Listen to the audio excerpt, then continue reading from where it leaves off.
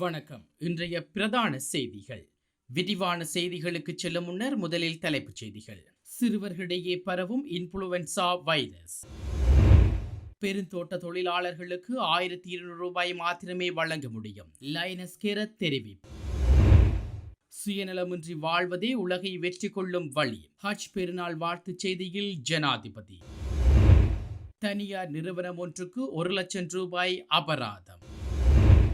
வாய்க்காலிலிருந்து ஆண் ஒருவரின் சடலம் மீட்பு. சட்டவிரோதமாக இறக்குமதி செய்யப்பட்ட 2 கோடி ரூபாய் பெறுமதியான சிகரெட்டுகள் மீட்பு. துப்பாக்கிச் சூட்டில் 9 பேர் காயம்.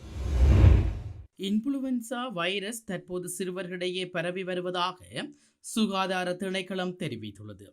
இந்த வைரஸ் சுவாச குழாய் பாதிப்பதன் காரணமாக காய்ச்சல், தொண்டைவலி, உடல்வலி, தலைவலி, இருமல், சோர்வு போன்ற அறிகுறிகள் சிறுவர்களிடையே காணப்படும் என தெரிவிக்கப்பட்டுள்ளது. குறித்த அறிகுறிகள் சிறுவர்கள் மத்தியில் காணப்படுமாயின் முறையான மருத்துவ சிகிச்சையை பெறுமாறு அறிவுறுத்தப்பட்டுள்ளது. அத்துடன் இன்ஃப்ளூவன்சா வைரஸ் எளிதில் பரவும் திறன் கொண்டதால் சுகாதார பாதுகாப்பு நடவடிக்கைகளை பின்பற்ற வேண்டும் என சுட்டிக்காட்டப்பட்டுள்ளது. பெருந்தோட்ட தொழிலாளர்களுக்கு நாளாந்தம் அதிகபட்ச வேதனமாக 1200 ரூபாய் மாத்திரமே வழங்க முடியும் என இலங்கை தேயிலை தொழிலாளர் உரிமையாளர் சங்கத்தின் தலைவர் லைனஸ் கெரத் தெரிவித்துள்ளார். இரு தொலைக்காட்சியில் ஒருபரப்பான விசேட நேர்காணல் ஒன்றில் கலந்து கொண்டு கருத்துரைத்த போதே அவர் இதனை குறிப்பிட்டுள்ளார். மேலதிகமாக தேயிலைக்கான கொடுப்பனவை வழங்குவதற்கு பெருந்தோட்ட நிறுவனங்கள் தயாராக உள்ளதாகவும் இலங்கை தேயிலை தொழிலாளர் உரிமையாளர் சங்கத்தின் தலைவர் லைனஸ் கெரத் தெரிவித்துள்ளார்.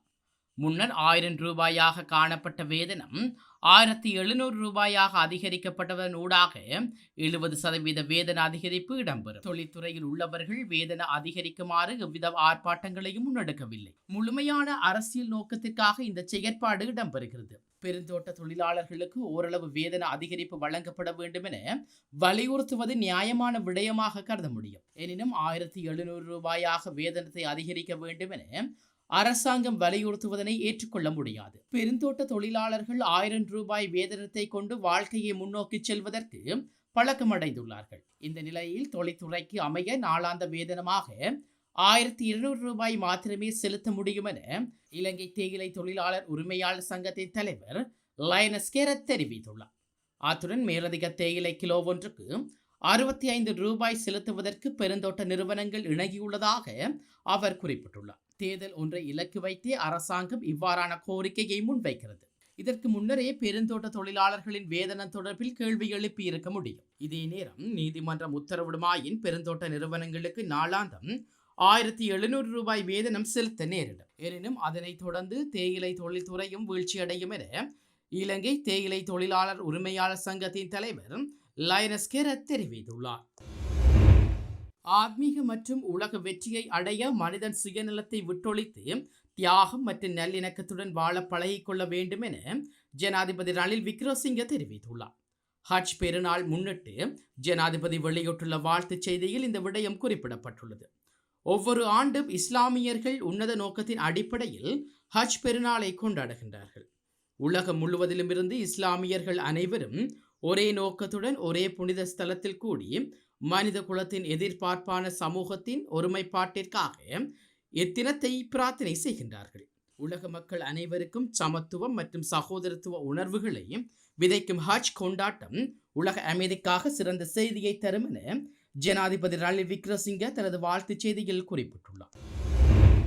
தேசிய மருந்துகள் ஒழுங்குபடுத்தல் அதிகார சபையின் பதிவு செய்யப்படாத மருந்து உபகரணங்கள் மற்றும் ரசாயன பொருட்களை இறக்குமதி செய்து விற்பனை செய்த குற்றச்சாட்டின் பேரில் தனியார் நிறுவனம் ஒன்றுக்கு 1 லட்சம் ரூபாய் அபராதம் விதிக்கப்பட்டுள்ளது. குறித்த நிறுவனத்துக்கு எதிராக தேசிய மருந்துகள் ஒழுங்குபடுத்தல் அதிகார சபை வழக்கு தாக்கல் செய்திருந்த நிலையில் குறித்த வழக்கு கொழும்பு மேலதிக நீதிவான் சஞ்சீவனி பதிராஜா முன்னிலையில் விசாரணைக்கு எடுத்துக் கொள்ளப்பட்ட போதே நீதிவான் இந்த உத்தரவை பிறப்பித்துள்ளார். இதன்படி குறித்த உபகரணங்கள் மற்றும் ரசாயன பொருட்களை அளிக்க நடவடிக்கை எடுக்குமாறு நீதிவான் உத்தரவிட்டுள்ளார்.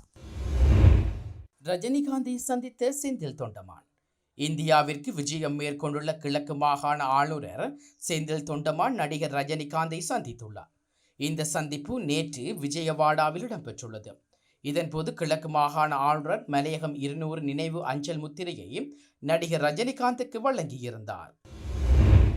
ஹட்டன் நுவரேலியா பிரதான வீதியில் விபத்து, நால்வர் காயம். ஹட்டன் நுவரேலியா பிரதான வீதியில் ஹொட்டக்கல பகுதியில் வேக கட்டுப்பாட்டை இழந்து முச்சக்கர வண்டி ஒன்று விபத்துக்குள்ளானதில் 4 பேர் காயமடைந்துள்ளனர். கொட்டக்கல வைத்தியசாலைக்கு அருகாமையில் இன்று பிற்பகல் குறித்த விபத்து சம்பவித்துள்ளதாக எமது செய்தியாளர் தெரிவித்துள்ளார். விபத்தில் காயமடைந்த முச்சக்கர வண்டியின் சாரதி மற்றும் அதில் பயணித்த 4 கொட்டக்கல வைத்தியசாலையில் அனுமதிக்கப்பட்ட பின்னர் மேலதிக சிகிச்சைக்காக கிளங்கன் மாவட்ட வைத்தியசாலைக்கு மாற்றப்பட்டுள்ளதாக தெரிவிக்கப்பட்டுள்ளது. விபத்து தொடர்பான மேலதிக விசாரணைகளை கொட்டக்கல காவல்துறையினர் மேற்கொண்டுள்ளனர். வேலையில்லா பட்டாதாரிகளால் ஹட்டன் நகரில் ஆர்ப்பாட்டம். பெருந்தோட்ட பகுதிகளில் உள்ள வேலையில்லா பட்டதாரிகளினால் ஹட்டன் நகரில் ஆர்ப்பாட்டம் ஒன்று முன்னெடுக்கப்பட்டிருந்தது. அத்துடன் ஹட்டன் நகரிலிருந்து மல்லியப்பு சந்தி வரை பேரணி ஒன்றும் மேற்கொள்ளப்பட்டுள்ளது. கண்டி, நுவரேலியா மற்றும் பதுளை மாவட்டங்களில் உள்ள வேலையில்லா பட்டதாரிகள் இந்த ஆர்ப்பாட்டத்தில் பங்கேற்றிருந்ததாக எமது செய்தியாளர் தெரிவித்திருந்தார். அதே நேரம் பெருந்தோட்ட பகுதியில் உள்ள பாடசாலைகளுக்கு உதவி ஆசிரியர்களை நியமிப்பதற்கு அரசாங்கம் நடவடிக்கை எடுத்துள்ள போதிலும் தங்களுக்கான தொழில் வாய்ப்பு வழங்கப்படாமல் உள்ளதாக அவர் சுட்டிக்காட்டியுள்ளார். மத்திய மற்றும் மூவா மாகாணங்களில் வேலையில்லா பட்டதாரிகள் 1250க்கும் மேற்பட்டோர் உள்ளதாக ஆர்ப்பாட்டத்தில் ஈடுபட்ட தரப்பினர் சுட்டிக்காட்டியுள்ளனர். சட்டவிரோதமான முறையில் இலங்கைக்கு இறக்குமதி செய்யப்பட்ட சுமார் 2 கோடி ரூபாய் பெறுமதியான 1,20,000 சிகரெட்டுகளை நேற்று கைப்பற்றிய காவல்துறை விசேட அதிரடிப்படையினர் சந்தேக நபர்களான 3 கைது செய்தனர்.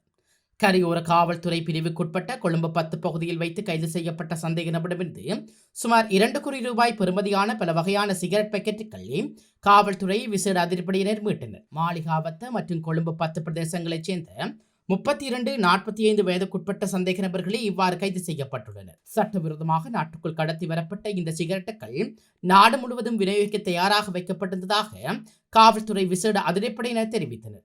மேலதிக விசாரணைக்காக கடலோர காவல் நிலையத்தில் சந்தேக நபர்கள் ஒப்படைக்கப்பட்டுள்ளனர். திருகோணமலை ஷாகிரா கல்லூரியில் 70க்கும் மேற்பட்ட மாணவர்களின் கல்வி பொருத்தராதார உயர்தர பரீட்சை பெறுபேறுகள் பரீட்சைகள் திணைக்களத்தினால் இடைநிறுத்தப்பட்ட விவகாரம் தொடர்பில் கிழக்கு மாகாண ஆளுநர் செந்தில் தொண்டமானிடம் முறைப்பாடு அளிக்கப்பட்டுள்ளது. பரீட்சை திணைக்களத்தின் விதிமுறைக்கு அமைவாக காதுகளை மறைத்து பர்தா அணிந்து பரீட்சை எழுத முடியாத நிலையில் இம்மாணவர்கள் அவ்வாறு பரீட்சைக்கு தோற்றியதால் பெறுபேறுகளை இவ்வாறு இடைநிறுத்தப்பட்டுள்ளதாக பரீட்சைகள் திணைக்களம் தெரிவித்துள்ளது. இதனால் தாம் எதிர்கொண்டுள்ள இக்கட்டான நிலைமையை குறித்து ஆளுநரின் கவனத்துக்கு கொண்டு வந்த மாணவர்கள் தமக்குரிய தீர்வை பெற்றுத் தருமாறு நடவடிக்கை எடுக்குமாறும் வேண்டுகோள் விடுத்துள்ளார்கள். இதற்கமைய மாணவர்களின் கோரிக்கையை ஏற்றுக்கொண்ட கிழக்கு மாகாண ஆளுநர் அவர்கள் பிரச்சினைகள் குறித்து பரீட்சைகள் திணைக்களத்துடன் கலந்துரையாடி உரிய தீர்வை பெற்றுத் தருவதாக மாணவரிடம் உறுதியளித்துள்ளார். இந்தியாவிலிருந்து இலங்கைக்கு வருகை தரும் சுற்றுலா பயணிகளின் எண்ணிக்கை தொடர்ந்து அதிகரித்து வருவதாக சுற்றுலா அபிவிருத்தி அதிகார சபை தெரிவித்துள்ளது. இந்த மாதத்தில் கடந்த 13ஆம் தேதி வரையான காலப்பகுதியில் சுற்றுலா அபிவிருத்தி அதிகார சபை விடுவித்துள்ள அறிக்கையில் இந்த விடயம் குறிப்பிடப்பட்டுள்ளது. அதன்படி இந்தியாவிலிருந்து 12,144 பேர் நாட்டுக்கு வருகை தந்துள்ளார்கள். அத்துடன் பிரித்தானியாவிலிருந்து 3,475 பேரும், சீனாவிலிருந்து 3,095 பேரும், ஆஸ்திரேலியாவிலிருந்து 2,272 பேரும் நாட்டுக்கு வருகை தந்துள்ளதாக சுற்றுலா அபிவிருத்தி அதிகார சபை தெரிவித்துள்ளது. மட்டக்களப்பு பேராத்தீவு பற்று விவேகானந்தபுரம் 1000 கால் மண்டப வீதியில் ஆண் ஒருவரின் சடலம் மீட்கப்பட்டுள்ளதாக தெரிவிக்கப்பட்டுள்ளது. 1000 கால் மண்டப வீதியில் உள்ள வாய்க்காலில் சடலம் ஒன்று கிடப்பதாக பொதுமக்கள் காவல்துறையினருக்கு தகவல் வழங்கப்பட்டுள்ளது. அதனைத் தொடர்ந்து குறித்த இடத்துக்கு வருகை தந்த காவல்துறையினர் சடலத்தை பார்வையிட்டு மேலதிக விசாரணைகளை முன்னெடுத்துள்ளனர். வில்லாவள்ளி விவேகானந்தபுரத்தைச் சேர்ந்த 64 வயதுடைய ஒருவரை இவ்வாறு சடலமாக மீட்கப்பட்டுள்ளார். போதைப்பொருள் வைத்திருந்த நபரை கைது செய்ய சென்ற 2 காவல்துறை உத்தியோகத்தர்களை தாக்கிவிட்டு தப்பியோடிய சந்தேக நபரை காவல்துறையினர் கைது செய்துள்ளனர். நீர்கொழும்பு பகுதியில் உள்ள வீடொன்றில் குறித்த 2 காவல்துறையினரும் சுற்றி வளைத்த போது குறித்த தாக்குதல் சம்பவம் இடம்பெற்றுள்ளது. இதன்போது சந்தேக நபரிடம் போதைப்பொருள் காணப்பட்டதாகவும் அவரை கைது செய்வதற்கு காவல்துறையினர் முயற்சித்த போது அவர் காவல்துறையை தாக்கியுள்ளதாகவும் காயமடைந்த 2 காவல்துறையினரும் சிகிச்சைகளுக்காக வைத்தியசாலையில் அனுமதிக்கப்பட்டுள்ளார்கள். அமெரிக்காவின் மிச்சிசன் மாநிலத்தில் உள்ள நீர் பூங்கா ஒன்றில் நடத்தப்பட்ட துப்பாக்கிச் சூட்டில் 2 குழந்தைகள் உட்பட 9 பேர் காயமடைந்துள்ளனர். குறித்த துப்பாக்கிச் சூட்டு அடையாளம் தெரியாத நபர் ஒருவரால் நடத்தப்பட்டுள்ளதாக சர்வதேச ஊடகங்கள் செய்தி வெளியிட்டுள்ளது. துப்பாக்கிச் சூட்டுக்கு இலக்காகி வைத்தியசாலையில் அனுமதிக்கப்பட்ட குழந்தைகளில் ஒருவரின் நிலைமை கவலைக்கிடமாக உள்ளதாகவும் தெரிவிக்கப்பட்டுள்ளது. குறித்த துப்பாக்கிச் சூடை நடத்திய சந்தேக நபர் தன்னைத்தானே துப்பாக்கியால் சுட்டுக் கொண்டதாக காவல்துறையினரின் ஆரம்பகட்ட விசாரணைகளில் தெரிய வந்துள்ளது. இந்த துப்பாக்கிச்சூடு நடத்தப்பட்டமைக்கான காரணங்கள் இதுவரையில் வெளியாகாத நிலையில் மிக்சிசன் காவல்துறையினர் விசாரணைகளை முன்னெடுத்து வருகின்றனர்.